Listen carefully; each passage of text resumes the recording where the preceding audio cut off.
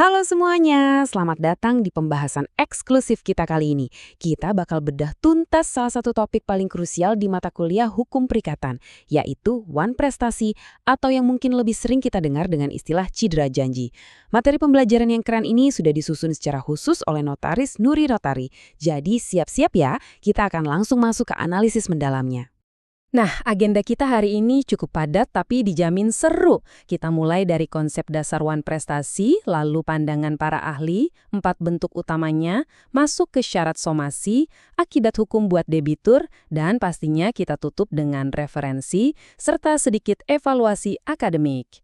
Oke, kita langsung masuk ke bagian pertama, yaitu pengantar, konsep dasar wan prestasi. Kita semua tahu yang namanya perjanjian itu pasti mengikat secara hukum kan?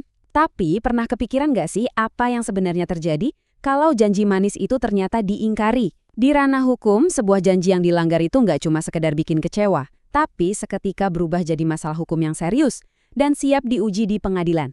Biar lebih jelas, mari kita definisikan dulu. Wan prestasi ini istilah yang sebenarnya diserap dari bahasa Belanda yang secara harfiah artinya prestasi yang buruk. Gampangnya begini, ini adalah kondisi hukum atau default di mana seorang debitur gagal atau lalai memenuhi kewajiban yang udah disepakati di awal kontrak.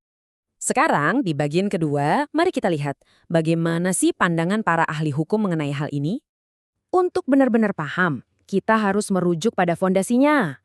Profesor R. Subekti dengan sangat tegas menyatakan kalau ada orang berhutang dan dia nggak ngelakuin apa yang dijanjikannya, nah orang itu secara absolut udah melakukan wan prestasi. Simple, tapi ini doktrin yang sangat kuat. Di sisi lain, Abdul R. Saliman ngasih perspektif yang juga menarik nih. Beliau menitik beratkan pada kata sikap dan unsur kelalaian. Jadi, wan prestasi itu nggak melulu soal orang yang emang nggak mampu berprestasi, tapi juga mencakup kelalaian mereka dalam menjalankan kewajiban yang udah disepakati bersama. Lanjut ke bagian ketiga. Kita akan bedah 4 bentuk utama dari wan prestasi ini. Berdasarkan doktrin, wan prestasi itu nggak cuma satu macam bentuknya. Ada 4 kategori spesifik. Pertama, debitur sama sekali nggak memenuhi prestasinya. Kedua, dia memenuhi prestasinya tapi nggak sesuai sama janji awal. Ketiga, dia berprestasi sih, tapi telat. Dan yang keempat, dia malah ngelakuin sesuatu yang secara tegas dilarang di dalam perjanjian. Makanya penting banget buat kita untuk bisa ngebedain antara debitur yang emang lepas tangan sama sekali dengan debitur yang nyoba berprestasi tapi keliru atau terlambat. Kenapa? Karena perlakuan hukumnya dan bagaimana pengadilan menilai itikat baik mereka nantinya itu bisa beda banget. Nah, masuk ke bagian keempat, somasi, syarat penetapan lalai. Ini mekanisme prosedural yang sama sekali nggak boleh dilewatkan. Fakta hukum yang sering bikin orang keliru adalah seorang debitur itu umumnya belum bisa dibilang lalai sampai ada teguran hukum resmi atau ingebrechtstelling. Yaps, betul banget, somasi. Berdasarkan pasal 1238 KUH Perdata, ini adalah surat peringatan dari kreditur yang menuntut supaya kewajiban itu dipenuhi seketika. Tapi, ingat, bikin somasi itu nggak bisa sembarangan. Supaya sah dan kuat jadi alat bukti di pengadilan, somasi itu wajib banget memuat 3 elemen ini. Apa yang dituntut, dasar hukum tuntutannya apa, dan yang paling krusial, kapan tanggal batas waktu paling lambatnya. Tanpa deadline yang tegas, somasi Anda bisa mentah di mata hukum. Kalau kita telusuri alurnya, begini kronologisnya. Pertama, kesepakatan lahir. Kedua, mulai deh ada kewajiban yang diabaikan. Ketiga, kreditur merespons dengan ngeluarin somasi. Dan terakhir, kalau batas waktu di somasi itu lewat tanpa hasil, baru deh debitur tersebut secara sah dinyatakan dalam status lalai.